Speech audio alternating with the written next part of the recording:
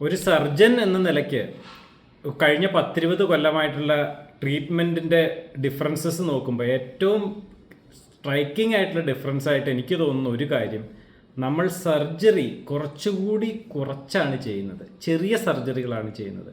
കുറേ കൂടി ഡാമേജ് കുറവുള്ള സർജറികളാണ് ചെയ്യുന്നത്.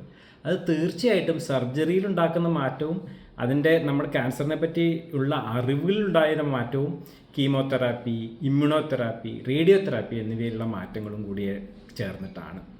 ഒരു ഉദാഹരണം പറഞ്ഞു കഴിഞ്ഞാൽ ബ്രസ്റ്റ് ക്യാൻസർ അഥവാ മാറിട ക്യാൻസറിൻ്റെ ട്രീറ്റ്മെൻറ്റിനെ സംബന്ധിച്ചാണ്.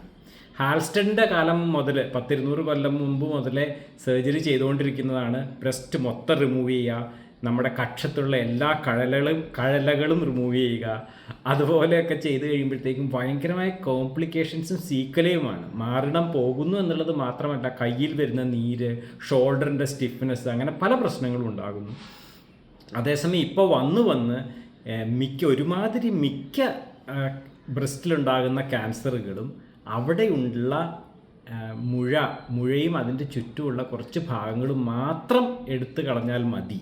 എന്നിട്ട് അതൊരു പ്ലാസ്റ്റിക് സർജിക്കൽ ടെക്നിക്സ് വെച്ച് നമുക്ക് റീകൺസ്ട്രക്ട് ചെയ്ത് പഴയ ആകൃതിയിൽ തന്നെ വരുത്താം എന്നുള്ളത് ഈ അടുത്ത് കഴിഞ്ഞ ഒരു 5-10 കൊല്ലമായിട്ട് വളരെ സ്ട്രോങ് ആയിട്ട് വന്നൊരു കാര്യമാണ്.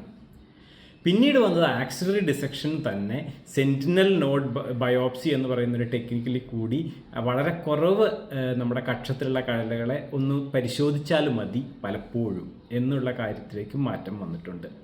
അപ്പോൾ ഒരു ടീമായിട്ട് ബ്രസ്റ്റ് ക്യാൻസർ ഡീൽ ചെയ്യുന്ന സ്ഥലങ്ങളിൽ നമുക്ക് ബ്രസ്റ്റ് എടുത്ത് കളയേണ്ട കാര്യമില്ല എന്നുള്ളത് നമ്മൾക്ക് അറിയാം എന്ന് ഞാൻ വിചാരിക്കുകയാണ്.